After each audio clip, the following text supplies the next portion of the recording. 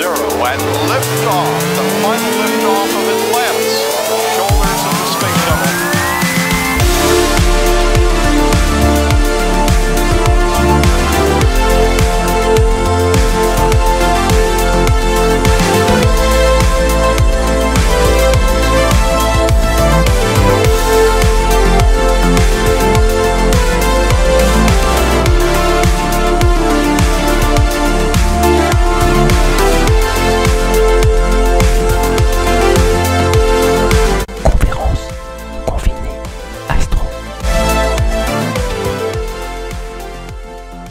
Bonjour, une émission très particulière ce soir en effet, puisque ce soir, cet après-midi, c'est la 14e conférence confinée Astro du 23 décembre 2020 et la dernière de la saison 2020 en tout cas, voilà, il y aura peut-être une autre saison, l'avenir nous le dira. 3 surprises aujourd'hui, enfin surprise, oui, programme exceptionnel pour cette dernière. Premièrement, le thème général c'est une semaine avec un astrophysicien, bon, ça tombe sur moi, donc je vous expliquerai avec un petit reportage toutes mes journées et au-delà du détail des journées, qu'est-ce que fait un astrophysicien, en tout cas moi, pendant sa semaine, même si cette dernière semaine de décembre était, disons, particulière, voilà, comme pour nous tous. Deuxième surprise, lors de cette petite semaine, j'ai aussi tourné quelques scènes dans mon laboratoire, l'Institut d'astrophysique spatiale du CNRS et de l'Université Paris-Saclay. Et donc, vous pourrez découvrir certains trésors de ce laboratoire que je vous livrerai en vidéo. Et troisième surprise, j'ai pris un petit peu de temps cette semaine en allant à divers endroits sur le campus d'Orsay, Bure, Gif, donc à côté d'Orsay, dans l'Essonne, donc le campus de la Faculté des Sciences de l'Université Paris-Saclay, pour prendre des images du campus. Et donc, je vous proposerai une visite restreinte, parce que j'ai pas eu le temps de tout faire, et puis je ne suis pas professionnel, mais néanmoins vous verrez un petit peu ce qui se passe, donc vous verrez Centrale Supélec, le l'ENS Paris-Saclay, l'IUT d'Orsay, l'Institut de mathématiques d'Orsay, voilà, je crois que j'ai fait ça, et donc vous verrez à quoi ressemble le campus, vous verrez aussi comment on passe en vélo dans le bois, parce que voilà, le campus d'Orsay-Burgif est très arboré, il y a une vallée, un plateau, des bois tout autour, et c'est un endroit assez formidable. Voilà, c'est parti, commence la semaine avec lundi. Bienvenue à l'Institut d'astrophysique spatiale, donc voici le bâtiment. C'est un laboratoire CNRS et Université Paris-Saclay d'à peu près 160 personnes, avec une petite moitié de chercheurs et une grande moitié d'ingénieurs techniciens administratifs. Alors on va entrer dans le bâtiment, donc sur le campus d'Orsay, voici le hall, et on commence la visite, voilà. Avec la maquette du satellite Planck, donc maquette à l'échelle 1/4. Au-dessus, vous avez une image du satellite Rosetta, que nous avons envoyé sur la comète Chury il y a quelques années. Et voici le véritable instrument qui était au cœur du satellite Planck. Donc l'instrument s'appelle HFI, pour High Frequency Instrument. On voit, on l'a séparé en deux pour mieux le voir. Donc voilà l'entrée où les photons, où la lumière rentrait dans les petits tubes qu'on appelle des guides d'onde. Ils sont de différentes tailles parce qu'on observait à différentes fréquences. Et puis ça c'est l'intérieur, la platine bolomètre qui était refroidie à 0,1 Kelvin, donc température exceptionnelle. Et puis là on arrive à mon bureau. Voilà, bienvenue dans mon bureau de l'IAS. Donc nous sommes dans mon bureau à l'Institut d'astrophysique spatiale, un laboratoire mixte entre le CNRS et l'Université Paris-Saclay. Nous sommes lundi, donc on va commencer par mon bureau. Alors que un petit endroit, hein, voilà, il y a une grande table, je peux poser mon bazar, l'ordinateur, des livres, des documents, la petite boule micro pour faire des visioconférences, enfin surtout pour être entendu et bien des collègues. Le thé, très important. Et puis donc de quoi ranger et puis de quoi agrémenter avec une petite déco improvisée. Alors l'idée de ce bureau, c'est de se retrouver au calme pour travailler. Donc soit avec des collègues qui viennent, voilà, j'ai deux chaises, on peut travailler ici, alors hors prise sanitaire, hein, parce que sinon c'est un peu trop petit. Donc de toute façon on a le masque, hein, voilà, dès que quelqu'un rentre, voilà, je mets le masque évidemment. Voilà, j'ouvre, il y a une grande fenêtre, voilà. Donc, Mais là, je suis seul, donc je peux me permettre de l'enlever. Outre les discussions qui peuvent avoir lieu, qui sont très importantes, hein, parce que la manière dont on mène les projets scientifiques nécessite du brainstorming, c'est-à-dire du remue-ménage serait la traduction adéquate. Ça permet aussi d'écrire des documents à plusieurs mains, c'est-à-dire de faire foisonner les idées au fur et à mesure qu'elles viennent. Alors que quand on est en visio, c'est pas très pratique. Alors évidemment, les visios sont très importantes et très utiles pour la majorité des réunions, mais pas pour toutes. Vraiment, les réunions où on doit reconcevoir des projets, ou voilà, concevoir des nouveaux projets, ou prendre une nouvelle direction dans un projet, il faut vraiment qu'on se pose, qu'on discute. Voilà, donc cet espace est dédié à ça, ou d'autres salles de réunion, bien sûr. Dans ce bureau, je travaille aussi beaucoup sur mon ordinateur, donc soit pour analyser des données des satellites, soit pour écrire des rapports et écrire des documents de manière générale, alors soit des articles scientifiques, soit des propositions d'observation, propositions de crédit, d'argent pour embaucher des gens, parce que c'est ça aussi, hein, moi je ne peux pas tout faire tout seul comme un cran, des propositions de thèse, des propositions de stage, voilà, tout un tas de documents qui sont essentiels à la bonne marche de la recherche. C'est pas de la recherche en tant que telle, mais enfin il faut bien que tout ça fonctionne. On a aussi des documents ou des discussions concernant le laboratoire ou l'université, hein, parce que pareil, hein, ça ne tourne pas tout seul, donc il faut aider, il faut participer à ce grand effort collectif qu'est la recherche scientifique fondamentale publique. L'intelligence et la créativité se nourrissent de discussions. Comme nous sommes lundi, que c'est la première, voilà, on a commencé par mon bureau. On va aller voir 2-3 choses dans le laboratoire. Alors là, je vous montre un bureau d'un ancien chercheur, donc tout le monde a un bureau dans le laboratoire, il y a à peu près 160 personnes, hein, mais il y a une grande majorité qui sont des ingénieurs et des techniciens, donc les ingénieurs et les techniciens ont en plus des grandes salles qui permettent à leur activité de se déployer. Alors soit des salles de test, soit des salles d'électronique, soit des salles d'optique, soit des grandes salles blanches pour les tests complets des instruments, parce que envoyer des choses dans l'espace, ça se fait pas juste avec un papier, un crayon, un ordinateur, hein. Il faut vraiment fabriquer des choses, les tester, les retester, les concevoir, et souvent quand on crée un instrument qui va dans l'espace, il est issu d'une R&D, c'est-à-dire recherche et développement, qui a duré quelque chose comme 1 ou 2 décennies auparavant. Donc voilà, il faut toute cette infrastructure de recherche qui fait qu'un labo spatial est assez unique en son genre. Et voilà, il n'y en a pas beaucoup en France. Et on a la chance d'en être un. Donc c'est parti pour une petite visite plus ou moins improvisée de l'Institut d'astrophysique spatiale dans le cadre de ma petite semaine en vidéo. Et puis on verra ce que les restes des journées nous réservent comme surprise ou pas. Voilà. Et bien c'est parti.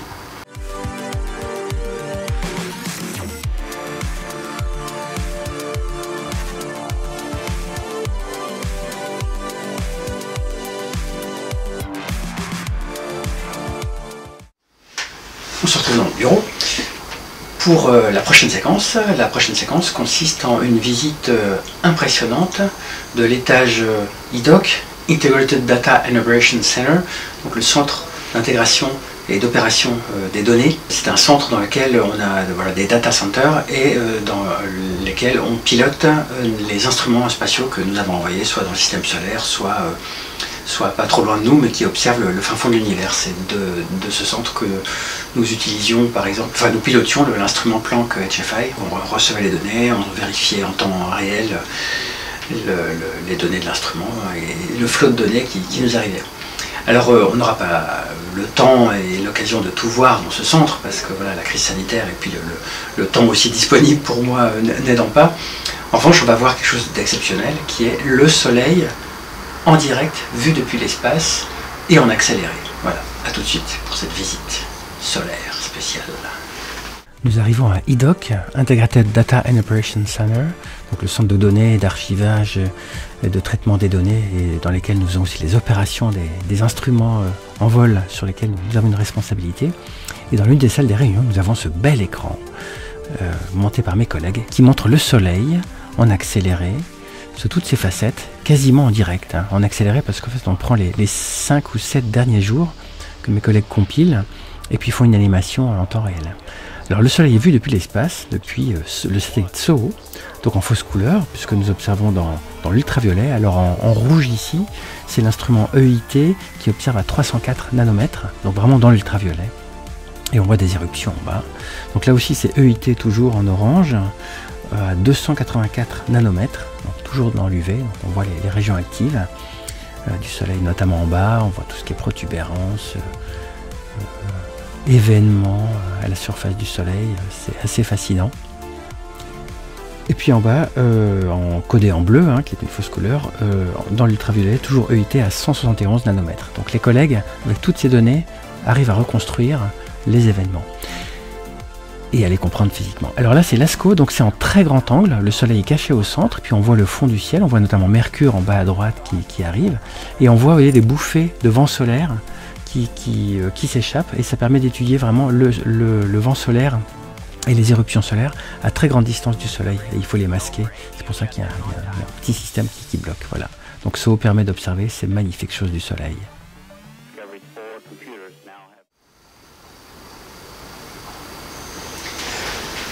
De retour dans mon bureau, nous allons maintenant voir le clou du spectacle, qui est la station d'étalonnage de l'Institut d'astrophysique spatiale d'Orsay. Cette station d'étalonnage est l'endroit impressionnant dans lequel nous recréons l'espace et nous testons les instruments scientifiques avant de les envoyer dans l'espace. Donc on recrée l'espace dans des grosses cubes, et puis voilà, on les teste, on les qualifie, on s'assure qu'ils fonctionnent comme ils devraient. On les connaît intimement, et grâce à ça, quand ils sont dans l'espace ultérieurement, on peut en déduire de la bonne science. Voilà, c'est parti pour la visite de la station d'étalonnage.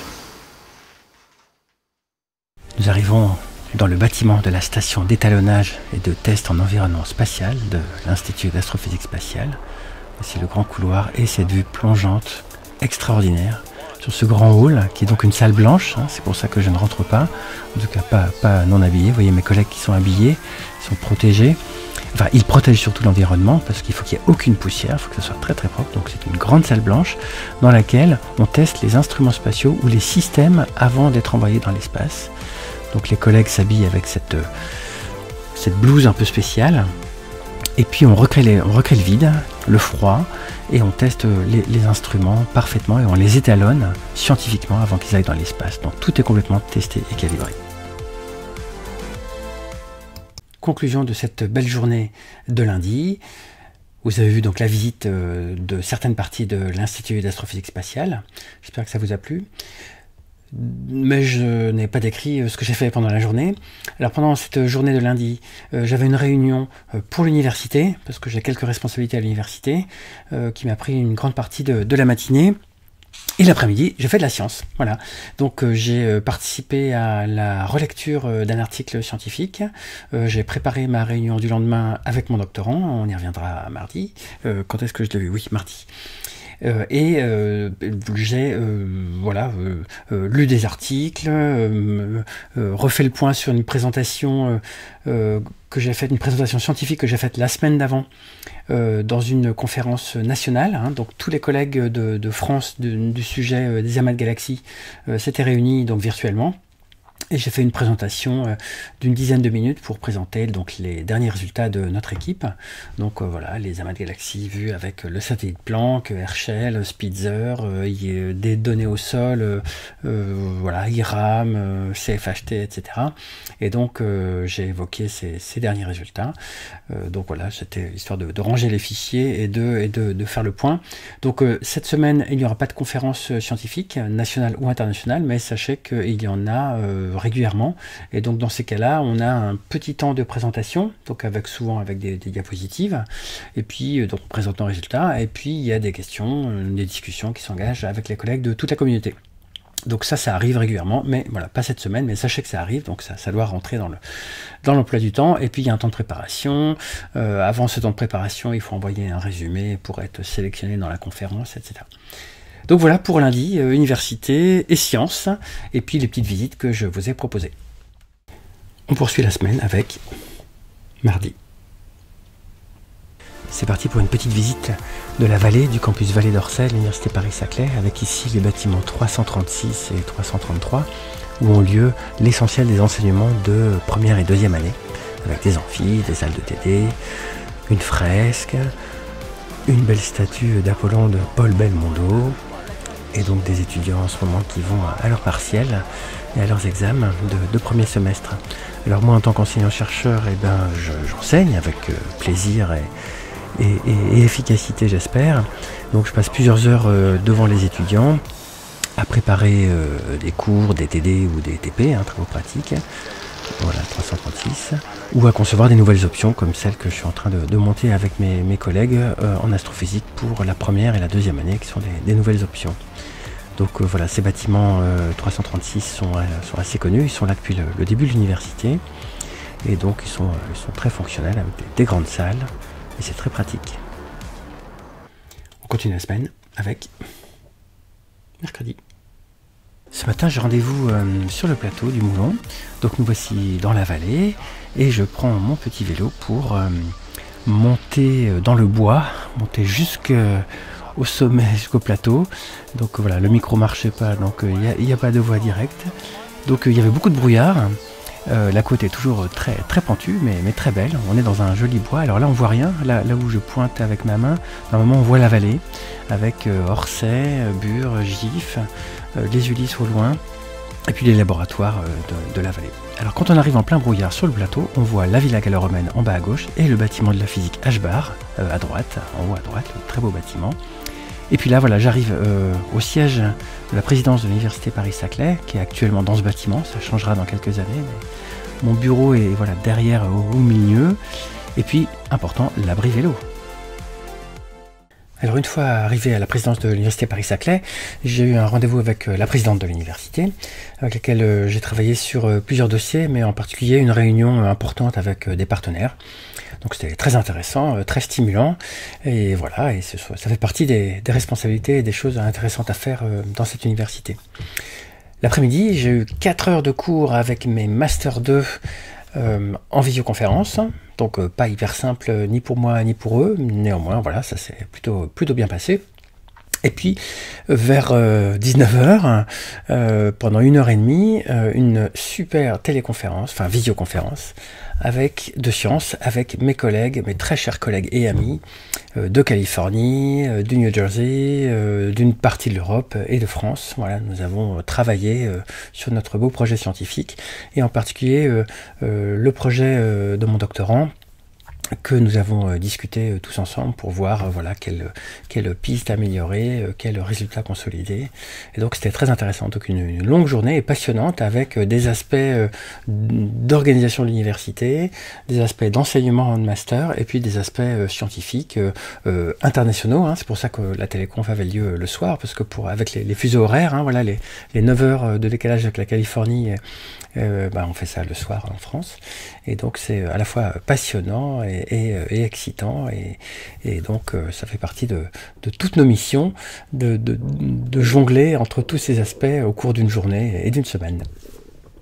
On continue avec jeudi. Jeudi, pour moi, ont lieu de nombreuses réunions. Alors, du fait de la crise sanitaire, ces réunions ont lieu en visioconférence, donc j'ai eu beaucoup de visio. Certaines traitaient d'aspects de l'université, en particulier sur le développement soutenable. Notre université, comme d'autres établissements, est en pointe sur ces sujets-là. Donc, à la fois au niveau recherche, mais à la fois aussi au niveau comment décliner des actions qui font sens et qui sont importantes pour tous les personnels, les étudiants, et puis finalement au bénéfice de tous. L'autre type de réunion concernait la partie scientifique avec des collègues pour discuter des projets en cours, de comment on peut les faire évoluer et puis s'adjoindre les services de nouveaux étudiants, notamment tout ce qui est stage. Donc on a discuté des sujets de stage et comment on se répartit et on rend cohérent toutes ces propositions. Donc stage type universitaire, typiquement du M2, M1. Et puis, j'ai une réunion aussi très intéressante avec des collègues pour parler de sciences et société, c'est-à-dire de vulgarisation scientifique, des actions que mène notre établissement, notamment pour la promotion de la science auprès des jeunes, donc des collégiens, des lycéens, et en particulier des filles. Voilà, beaucoup en parlent, certains font des actions, voilà, nous sommes de cela. Et donc ça fait partie des missions des scientifiques et des universitaires, notamment, de promouvoir la culture scientifique et de diffuser les résultats de la science, de les donner à penser, de les contextualiser auprès du grand public, voilà, large, ou auprès de publics plus ciblés comme les jeunes, les scolaires. Et comme ça fait partie des missions et que ce sont des missions qui nous tiennent à cœur, eh bien on passe un peu de temps sur ces sujets-là. Donc voilà, journée visioconf avec voilà, quelques petits exemples en images pour jeudi. Alors bon, ça paraît long parce que parfois effectivement j'ai des comme tous mes collègues, j'ai des journées où on peut passer entre 5 et 8 heures derrière son écran en visioconf. C'est un peu lourd et long, néanmoins c'est souvent nécessaire et voilà. Et puis après heureusement les jours ne se ressemblent pas, donc on peut faire d'autres types d'activités, notamment scientifiques pures entre guillemets, ou l'enseignement les autres jours. On arrive à vendredi.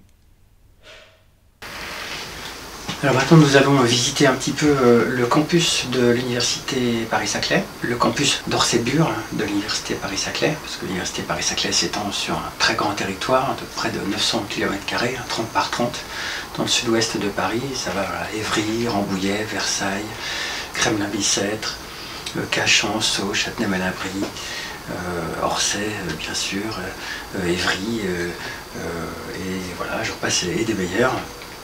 Donc là, comme je suis qu'à pied et en vélo, donc je ne vais pas vous emmener très loin. Néanmoins, vous allez voir qu'il y a très belles choses sur ce merveilleux campus qui allie excellence scientifique, endroit très adapté pour les étudiants et la recherche, mais aussi endroit bucolique. Nous avons plein de bois, une rivière. Voilà, on peut rêver, on peut faire son jogging, on peut voilà, respirer de l'air frais. C'est un campus absolument magnifique. Il y a une vallée des coteaux, alors quand on doit se taper les côtes, c'est dur, hein, voilà, que ce soit à pied ou en vélo. Sur ces bonnes paroles, montons sur le plateau du Moulon à Orsay, où nous trouvons d'abord l'école normale supérieure Paris-Saclay, l'ENS Paris-Saclay, un tout nouveau beau bâtiment dessiné par Renzo Piano, qui accueille donc les laboratoires et les formations de l'ENS. Il y a un quartier du Moulon qui se crée avec déjà des habitants, des magasins, de quoi se nourrir, etc. Des routes. Voilà le beau bâtiment très grand de l'ENS qui abrite notamment la scène de recherche, qui est une salle de spectacle assez impressionnante, et de nombreux labos. Il y a d'autres laboratoires un petit peu plus loin, des grues pour BPC. Et puis là, la route, c'est la route dédiée au bus. Donc il n'y a pas de trafic, c'est une voie en site propre. Et là, ce qu'on voit, c'est le centrale Supélec, qui est donc juste derrière l'ENS. Donc voici le bâtiment de centrale Supélec, qui est aussi donc une autre grande école, répartie en 3 bâtiments. Donc le FL à gauche, le Bouygues à droite, et puis quand on tourne un petit peu, on voit le Breguet, qui est l'ancien bâtiment donc de Supélec, historique, puis des résidences étudiantes autour. Donc le FL est un grand bâtiment, chacun a une architecture vraiment impressionnante, hein, tout comme le NS. Voilà, avec un petit parc, un food truck, et puis au fond le NS qu'on peut peut-être voir. Donc le Bouygues est aussi pas mal, il y a aussi une petite salle de spectacle, et puis le nom des bâtiments provient des anciens illustres. Juste à côté de Centrale Supélec se trouve l'IUT d'Orsay, de l'université Paris-Saclay, donc là qui est là à peu près depuis 1970, mais qui a été rénové. Non loin de là, vous avez le lieu de vie du Crous, donc c'est un restaurant universitaire avec des salles, et puis tout en haut, vous avez un terrain de basket, et à droite, avec le triangle, c'était Polytech Paris-Saclay, l'école d'ingénieurs universitaires. Donc une autre vue du lieu de vie. Et puis là, nous avons la villa gallo-romaine et le très beau bâtiment de physique H-Bar. Donc c'est tout l'enseignement de la physique depuis le L3, avec une coupole et un observatoire astronomique au sommet. Donc le bâtiment de Polytech Paris-Saclay, école d'ingénieurs interne, qui s'appelle la Maison de l'ingénieur, qui forme de nombreux très bons ingénieurs aussi. Et puis une belle vue du bâtiment H-Bar, très inspirant, très fonctionnel. Alors on peut venir en bus, il y a des résidences étudiantes derrière qu'on peut voir, et puis IBM qui s'installe également. Le bus passe devant le PUIO, qui est aussi un autre bâtiment universitaire. Et puis le chantier que nous voyons là en blanc, c'est BPC, Biologie, Pharma, Chimie, de notamment Châtenay-Malabry, de l'université Paris-Saclay, qui vient s'installer ici. C'est un grand complexe. Alors en se baladant un petit peu sur le plateau du Moulon, vous avez le bâtiment qui est l'Institut Pascal et le laboratoire FAST, qui se trouve juste en face du bois, qu'on a eu du mal à monter, mais voilà, on est arrivé avec bientôt le coucher du soleil. Donc vous voyez que le plateau du Moulon est très bucolique, avec le bois juste en face et la vallée à côté. Ça c'est le très beau bâtiment de l'ISMO, aussi un grand laboratoire, pareil, juste à côté. Je pourrais pas montrer d'autres labos comme le LPS et GEOPS. On redescend dans la vallée et là nous avons le château donc, qui accueille les relations internationales, et avant c'était le siège de la présidence de Paris Sud. Donc vous voyez avec un cadre très bucolique. Là nous sommes dans la vallée, le Livette est juste à côté. Et puis en bas du château nous avons l'IMO, Institut mathématique d'Orsay, institut prestigieux de recherche et de formation en mathématiques. Pareil, une belle architecture. C'est un tout nouveau bâtiment qui fait la joie des collègues et des étudiants. En bord de vallée, bâtiment 307 étant un nombre premier évidemment. Et puis en face vous avez donc la petite colline avec le château. Donc le soleil se couche bientôt. Et puis le petit bâtiment au fond en blanc, c'est le conservatoire Paris-Saclay, avec l'Ivette entre les deux. Après avoir suivi un petit peu toute cette semaine, je vous propose une synthèse.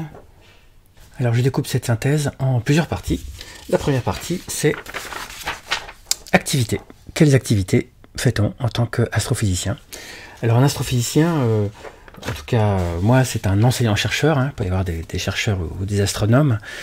En tant qu'enseignant-chercheur, on passe une partie non négligeable du temps en enseignement universitaire. Donc c'est très agréable de rencontrer différentes générations d'étudiants, de leur faire sentir, de leur faire découvrir la puissance de la curiosité, la démarche scientifique et le questionnement sur le monde.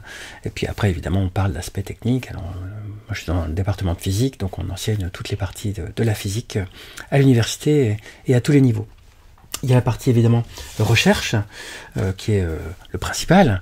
Donc la recherche s'effectue en groupe, en équipe, elle ne se fait pas toute seule. Voilà, si vous avez cette image de l'astrophysicien tout seul devant sa lunette, voilà, il faut réviser votre vision. L'astrophysicien et l'astrophysicienne, bien entendu, travaillent en équipe, équipe internationale. Ça se fait rarement au niveau national, c'est même jamais le cas. En équipe, et voilà, c'est dans le cadre de projets de différentes tailles. Il y a plusieurs projets en même temps. On ne fait pas un projet pendant 10 ans et puis après on passe à un autre. On a, je sais pas, une dizaine de projets à un instant T. Des projets dont certaines ont une durée relativement courte et d'autres qui s'étalent sur 25 ans quand il s'agit de missions spatiales comme celles sur lesquelles je travaille. Alors il y a eu Planck, avant il y en a eu d'autres, Spitzer de la NASA, et puis là en ce moment il y a Euclid qu'on va lancer dans quelques années, et puis JWST également. Donc voilà, différents programmes, différents projets, c'est très excitant, donc différentes équipes. Et puis on peut être astrophysicien théoricien, observateur, modélisateur, simulateur, on peut être un petit peu de certaines parties de tout ça. Donc tout dépend du parcours que l'on a eu. Et puis l'astrophysique, c'est très très vaste. On peut avoir fait de la géologie, de la chimie, des mathématiques, de l'ingénierie, pour faire au final de l'astrophysique. Il n'y a pas qu'une seule manière d'y arriver et il n'y a pas qu'une seule activité. Il y a vraiment toute une palette parce que c'est vraiment la physique appliquée à l'univers, même de la biologie, pour ce qui concerne l'exobiologie. Donc c'est extrêmement vaste. Donc il ne faut pas croire que l'astrophysique, c'est juste un seul thème et qu'il y a un seul type de formation pour y arriver. Voilà. Donc la recherche occupe une grande partie de notre temps et c'est heureux. Et puis il y a une troisième partie, après l'enseignement et la recherche, c'est ce qu'on peut appeler l'administration, mais j'aime pas beaucoup ce terme, c'est plutôt la gestion de la recherche, c'est-à-dire que les collègues qui s'occupent des appels d'offres, qui s'occupent de notre laboratoire pour soit obtenir des financements, soit que nous on obtienne directement nos propres financements, pour faire en sorte que par exemple les salles blanches que vous avez vues ou les instruments spatiaux puissent se construire et se fabriquer dans de bonnes conditions, avec suffisamment de personnel, suffisamment de moyens, suffisamment de temps, tout ça, ça nécessite du temps de collègues, chercheurs, ainsi que ingénieurs techniciens administratifs, pour que l'organisation permette d'avoir ces projets, de les rendre concrets, de les rendre réalisables, et de les suivre, et de faire en sorte que toutes les conditions soient réunies pour que le projet se déroule dans de bonnes conditions. Alors ça c'est un petit peu l'idéal, en pratique c'est un petit peu plus compliqué, mais voilà, donc si on est intéressé, et c'est mon cas, pour participer de cet effort d'organisation pour que tout se passe pour le mieux et avec la vision qu'on a, et ben voilà, on passe à peu près, voilà, ça dépend des gens, mais un tiers de son temps dans ce qui est l'organisation de la gestion de la recherche ou de l'enseignement d'ailleurs, hein, c'est pareil, parce que l'enseignement ça se fait pas tout seul. Alors moi je prépare mes cours, je vais devant les étudiants, je fais mes évaluations, etc. Mais il y a aussi des collègues qui font l'organisation des filières, des semestres, de tout un tas de thématiques, et donc ça nécessite aussi un temps d'investissement. Donc là, c'est la gestion de l'enseignement. Donc vous voyez trois parties, enseignement, recherche, et puis gestion de la recherche ou de l'enseignement. Les trois sont passionnants, et faire l'un sans l'autre, ça le fait pas. Voilà. Donc tout ça s'acquiert au cours de la formation en doctorat, et puis ensuite voilà, en postdoc et à l'université. Donc, si vous voulez, on ne naît pas enseignant-chercheur avec les trois manières de voir déjà incluses dans notre esprit. Hein. Tout ça, c'est une expérience qui s'acquiert, et ça se passe très très bien pour la plupart d'entre nous. Donc ça, c'était les activités. Est-ce que j'ai oublié? Oui, j'ai oublié des choses. J'ai oublié l'international. J'en ai un petit peu parlé, mais le travail d'équipe, très très très important. Nos équipes sont vraiment internationales et on travaille en équipe. Je ne le répéterai jamais assez. Parfois, les jeunes étudiants ou les collégiens nous demandent: ah oui, alors comment vous travaillez, quelles découvertes vous avez faites, etc. Je travaille en équipe, en international. Donc on fait des visioconf avec toute la planète. Alors j'ai listé les gens avec lesquels j'ai été en contact ces derniers jours. Et leur pays. Donc j'avais la Californie, l'Arizona, le New Jersey, donc les États-Unis, le Japon, la Chine, et puis tous les pays d'Europe. En particulier Italie, Allemagne, Royaume-Uni, Danemark, mais aussi plein d'autres dans le cas de l'Agence spatiale européenne avec le projet Euclid. Et ça, c'est notre quotidien, de travailler avec ces gens dans tous ces pays. Alors certaines personnes, on les connaît très très bien, c'est même des amis, on connaît leur famille, etc. D'autres, on les connaît moins bien, c'est juste par email, mais il n'empêche que c'est passionnant. Oui, les Pays-Bas aussi, avec qui j'ai beaucoup interagi, je pense. Donc c'est absolument passionnant, ce contexte multiculturel de croisement des gens, et c'est ça aussi qui fait le sel de ce métier. Et puis, parmi les activités, il y a le côté très liberté, créativité de notre manière de penser et manière de faire. Donc on a une grande marge de manœuvre pour penser ces nouveaux projets et ces nouvelles collaborations. Voilà pour les activités. On me pose aussi parfois la question de quelle qualité faut-il avoir pour être astrophysicien ou astrophysicienne. Alors la vraie réponse est: je n'en sais rien. Mais de ce que j'observe chez mes collègues et chez moi, je peux peut-être proposer quelques pistes de réflexion sur les qualités à avoir.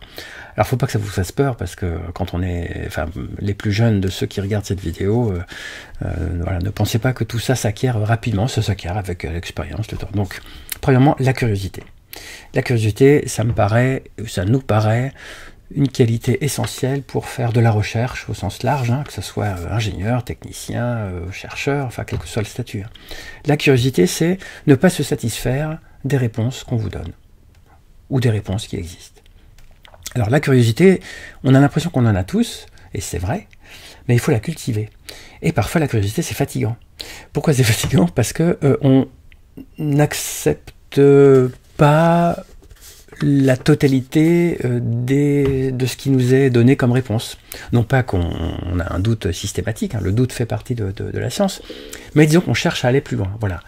Curiosité et envie d'aller à chaque fois au fond des choses. Ça, ce sont, je pense, deux grandes qualités qu'il convient d'avoir si on veut faire de la recherche, parce que sinon on s'ennuie assez vite, parce qu'on a plus de questions et de problèmes que de réponses. Donc si on n'a pas cette envie de curiosité, de voir ce qu'il y a derrière les choses, de comprendre, d'aller au fond des choses, on s'ennuie un petit peu en recherche. Donc à contrario, quand on a cette curiosité, cette envie d'aller au fond des choses, de dépasser les apparences ou les scénarios qui paraissent simples, c'est une carrière absolument passionnante, remplie de rebondissements et de découvertes.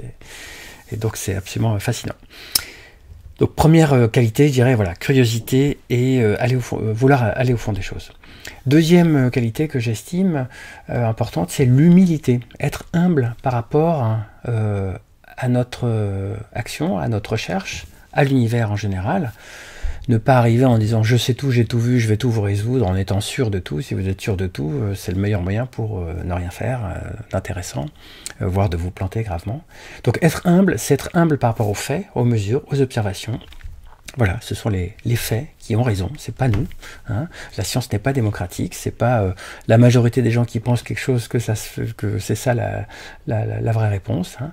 Donc il faut être humble par rapport aux faits, il faut être humble aussi par rapport à sa démarche. Hein. On peut tous se planter, et d'ailleurs on se plante tous en général, mais c'est cette manière de se planter, avoir des échecs par rapport à des problématiques, ça nous permet de rebondir et de trouver une voie ou de trouver certaines réponses scientifiques. Hein.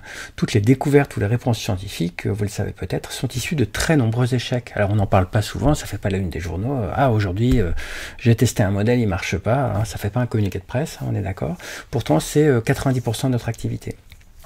Essayer, se tromper, alors avec une démarche bien sûr, hein, essayer, se tromper, et en se trompant, mais pas en se trompant sur le mode je vais essayer autre chose pour voir, non, on se trompe, mais on détaille toute la démarche, et ça nous permet d'avoir une sorte de cartographie de ce qui marche pas, et progressivement de voir l'espace qui se restreint, peut-être là où ça marche, et c'est souvent ce qui arrive. Donc, curiosité, aller au fond des choses, humilité, par rapport aux faits, et par rapport aussi aux collègues. Hein.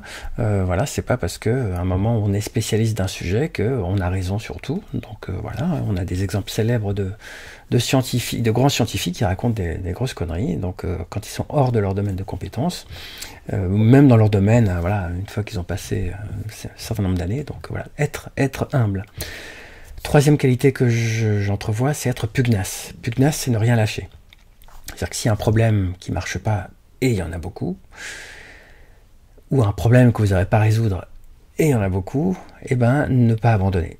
Alors ne pas abandonner, ça ne veut pas dire s'acharner comme ça et perdre son énergie. Ça veut dire on laisse reposer le problème, on s'attaque à d'autres problèmes entre-temps, ou à d'autres activités, et puis on revient. Mais sur le long terme, on ne lâche rien. Ça aussi, c'est une caractéristique de la recherche, on est tellement excité, on a tellement envie d'avancer, de comprendre, de faire avancer ces problèmes, qu'en fait on ne les lâche pas. Et donc ça, c'est une caractéristique aussi qui est, je pense, importante. Et puis encore deux autres, après curiosité, humilité, pugnacité, je dirais exigence.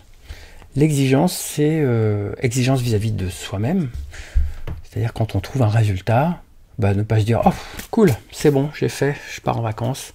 Non, c'est se dire « Est-on vraiment sûr ? Je vais aller encore plus loin pour vraiment défier la propre réponse que j'ai moi-même trouvée, par exemple ». Donc être exigeant avec soi-même, ça nécessite d'avoir beaucoup d'honnêteté intellectuelle, de créativité, mais ça aussi, ça s'acquiert, hein, il n'y a pas de souci, on en est tous doués, c'est une caractéristique humaine. Mais être exigeant avec soi-même et donc avec les autres aussi, et tout en étant bienveillant, hein, c'est aussi une bonne caractéristique pour mener de la recherche. Et puis la dernière, c'est la rigueur, mais ça, quand on fait des sciences, ça fait partie du jeu. Rigoureux, ça ne veut pas dire être dans un cadre absolument fermé, ça veut dire régulièrement poser les choses, les idées, être sûr qu'on n'a pas fait des étapes un petit peu trop rapidement, et ça arrive même très fréquemment.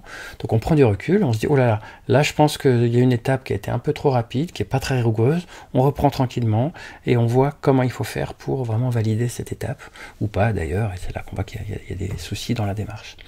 Donc les qualités que je proposerais, curiosité, humilité, pugnacité, exigence, et rigueur. Et tout ça s'acquiert tranquillement. Il n'y a pas de, vous n'êtes pas obligé d'avoir ça dans votre tête dès que vous avez 8 ans pour devenir une bonne chercheuse ou un bon chercheur. Mais en tout cas, ce sont des qualités qu'il convient de ne pas négliger à terme. Les autres questions qu'on me pose pour cette synthèse. Quelle formation avez-vous faite ? Alors, il y a mille et une manières de devenir astrophysicien. J'ai fait des conférence confinée à ce sujet, et j'ai fait un article aussi que j'estime intéressant, que je vous montre, que vous pouvez lire sur le site theconversation.fr en français, qui s'intitule « Comment devenir astrophysicien ?»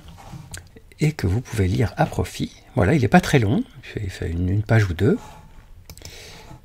Je suis déjà à la newsletter. Je donne des conseils aux lycéens, je donne des liens de documents, je ne sais plus où ça se trouve. Et tout en bas, vous avez un podcast de 17 minutes où je suis interviewé par mon cher collègue et ami François Legrand, à l'époque sur Radio Paris-Saclay, et donc vous pouvez avoir un peu plus de détails sur cet article. Mais je vous conseille vraiment, si vous êtes jeune et que cette carrière vous intéresse, de le lire, parce qu'il y a plein d'aspects intéressants, et notamment le fait que l'astrophysique, c'est très très vaste.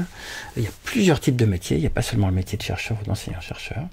Et donc je vous invite à découvrir tout ça. Alors le résumé quand même de tout ça, c'est que si vous voulez faire de la recherche, il convient d'avoir au minimum un niveau de type Bac plus 5, donc soit master, soit école d'ingénieur.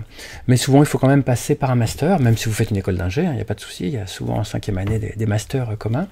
Et puis avec ce master, ça peut vous ouvrir soit une thèse qui vous donc met le pied dans la recherche directement, soit pour des jobs de type ingénierie qui sont aussi absolument nécessaires dans le monde de la recherche. Il y a aussi des métiers techniques donc auxquels vous pouvez accéder avec notamment des IUT ou des bachelors universitaires de technologie, le nouveau diplôme. Donc dans Parcoursup, parce que peut-être que beaucoup d'entre vous s'intéressent à Parcoursup, mettez tous les choix que vous souhaitez, mais n'oubliez pas de mettre des choix de type universitaire, non sélectif, parce que j'ai aussi écrit un article sur theconversation.fr, voilà, conseils pour Parcoursup, parce que on a souvent malheureusement des lycéens qui ont coché plein de filières sélectives et puis qui découvrent qu'ils sont pris nulle part. Voilà. Donc parfois la réalité est dure. Donc ne vous mettez pas dans cette situation. Prenez aussi des filières universitaires non sélectives, il y en a beaucoup qui existent, vous pouvez quasiment tout faire avec des filières universitaires non sélectives, et puis après vous choisissez ce que vous préférez.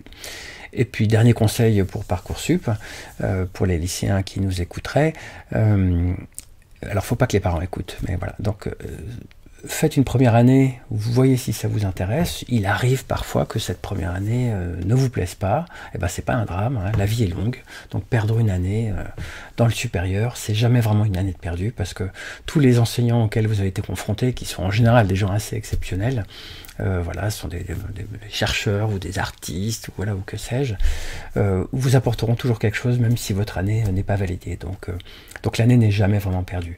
Par contre, après, effectivement, vous pouvez éventuellement vous réorienter sur des filières qui vous conviennent un peu mieux, et tant mieux. Voilà, il faut mûrir aussi son projet, ça, il n'y a pas de souci. Qu'est-ce que j'ai d'autre à vous proposer après activité, qualité, formation? On me pose souvent la question de quel est votre sujet de recherche? Eh ben oui. Alors là, il y a toutes les conférences, la dernière conférence confinée qui en parle, mais je vais vous faire un petit résumé. Moi, je fais de l'analyse, d'observation et des modèles, et je participe à des missions spatiales de grande envergure. Alors je vais vous montrer ça brièvement. Je m'intéresse à la cosmologie, qui est l'étude de l'univers dans son ensemble, avec cette belle image, je crois, à l'aquarelle de l'Agence spatiale européenne, qui retrace toute l'histoire de l'univers, depuis le Big Bang jusqu'à aujourd'hui, 13,8 milliards d'années. Et donc, avec des satellites, je m'intéresse à l'observation de l'univers lointain, notamment le fond cosmologique, donc ça c'est avec Planck, mais aussi aux galaxies et aux amas de galaxies très lointains, quelque chose comme les 2-3 premiers milliards d'années. Donc ça, j'utilise d'autres satellites, Spitzer, Herschel, bientôt Euclide et JWST, et puis des télescopes au sol, IRAM, CFHT, Subaru, et bien d'autres, avec des collègues toujours, je dis je, mais en fait c'est on, c'est un travail vraiment d'équipe, avec des jeunes chercheurs en formation, des doctorants, avec des jeunes chercheurs bien implantés, avec des équipes au niveau international. Voilà, c'est vraiment un on, je dis je, mais c'est un on. Après, chaque personne a sa part dans ses projets. Et donc voilà, je m'intéresse aux galaxies et aux prémices des galaxies, donc jusqu'au fond cosmologique, comment ces galaxies se sont assemblées, notamment avec la présence de matière noire, comment la matière baryonique s'est assemblée, comment la formation stellaire se produit ou pas, comment les galaxies sont alimentées par du gaz froid pour justement former des étoiles, gagner en masse stellaire, et puis progressivement cette masse diffuse baryonique diminue. Voilà, ce sont des problématiques auxquelles je m'attache avec de nombreux collègues d'un point de vue observationnel. Et puis un des résultats qu'on a obtenu il y a quelques années sur lesquels je continue de travailler, c'est la découverte de proto-amas de galaxies avec les données du satellite Planck. Donc l'image en bas un peu en ovale vous montre une des images du satellite Planck avec les petits points noirs qui sont les zones du ciel avec mes collègues sur lesquelles on travaille, puisqu'on pense qu'il y a des zones vraiment très importantes qui sont zoomées dans les 9 petites images sur les côtés, qui sont des images Herschel, donc un observatoire avec une acuité de finesse angulaire et de sensibilité meilleure que Planck, qui nous a permis de montrer qu'il y a de nombreuses galaxies qui forment énormément d'étoiles, et donc on a l'impression, mais ça reste à confirmer, que ce sont des premiers amas de galaxies, donc des amas de galaxies en train de se former à des redshifts de l'ordre de 2 ou 3, quelque chose comme ça. Donc voilà, donc les thèmes de recherche sont vraiment l'observation des galaxies lointaines, avec une partie préparation dans le cadre de missions spatiales, préparation aussi d'outils, d'analyse, voilà, de machine learning, des choses comme ça, et puis l'interprétation avec des modèles, et puis aussi avec des simulations. Voilà, j'espère avoir traité et couvert le panorama d'une activité d'astrophysicien. Alors bon, centré sur mon expérience personnelle, hein, mais vous imaginez bien qu'avec les autres astrophysiciennes et astrophysiciens, vous auriez eu des angles un petit peu différents, et donc je vous invite à contacter mes collègues pour avoir peut-être d'autres visions complémentaires. Peut-être un dernier mot pour les jeunes qui nous écoutent, ces métiers qui sont absolument fascinants ne sont pas si difficiles qu'on le croit, hein. Effectivement, quand on regarde les chiffres, il n'y a pas beaucoup de postes, les diplômes ne sont pas très simples à avoir, mais le seul conseil peut-être que je donnerais aux jeunes qui nous écoutent, c'est faites des choses qui vous plaisent dans vos études. Voilà. Si vous voulez faire astrophysicien ou astrophysicienne, parce qu'évidemment, les filles sont les bienvenues, et comme je le répète, à l'université, les filles sont en général bien meilleures que les garçons. Faites de l'astrophysique, mais comme je l'évoque régulièrement, j'ai pas mal d'étudiants qui veulent faire de l'astrophysique et puis finalement qui découvrent un autre cours, que ce soit en environnement, ou en mathématiques, ou en chimie, ou en d'autres types de physique, hein, la physique du solide ou physique théorique, qui sont passionnés par une enseignante ou un enseignant, chercheur. Et donc, au final, ils changent un peu de voie pour trouver d'autres choses qui leur plaisent. Et ça, c'est absolument passionnant à voir, nous, en tant qu'enseignants-chercheurs, parce qu'on fait nos cours avec toute la passion qui nous anime. Et puis, on voit certains étudiants qui n'avaient pas prévu d'être là, mais qui s'accrochent et puis qui découvrent ces nouveaux domaines et qui sont passionnés. Et chaque cours que vous suivrez à l'université ou dans le supérieur sera extrêmement passionnant. Donc, vous pourrez découvrir de nouveaux thèmes. Donc faites ce qui vous plaît, parce qu'on est bien meilleur dans des domaines qui nous plaisent que dans des domaines qui nous agacent un peu plus. Voilà. Alors après, ça ne veut pas dire qu'il y a des matières qui sont un peu plus ennuyantes ou certains profs qui sont un petit peu moins bons, hein, ça c'est vrai partout. Hein. Moi-même, il y a des jours, je suis mauvais, voilà, donc il y a des jours, voilà, pas de chance. Heureusement, il y a des jours, j'espère que ça se passe beaucoup mieux. Mais donc vous verrez, dans le supérieur, c'est vraiment fascinant. Vous êtes en contact avec la recherche en train de se faire, et puis vous découvrirez plein de domaines. Donc voilà, lisez les livres de mes collègues, le mien aussi éventuellement.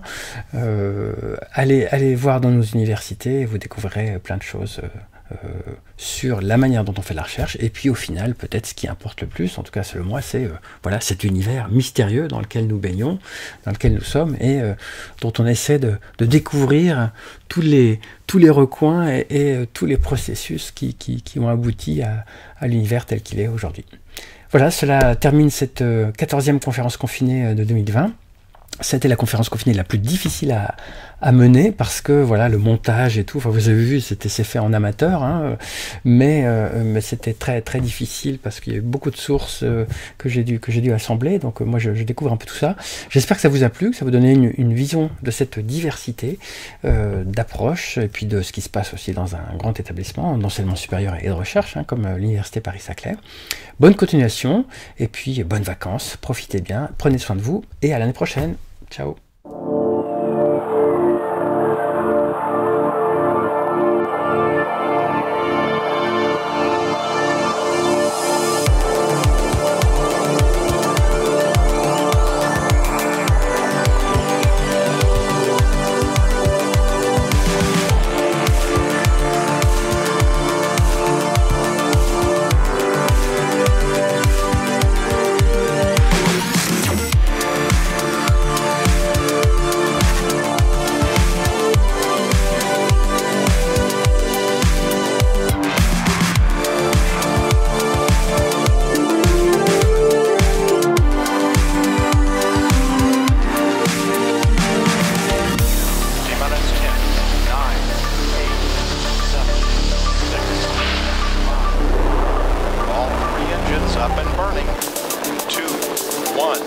0 and liftoff, the final liftoff of Atlantis, shoulders of the space shuttle.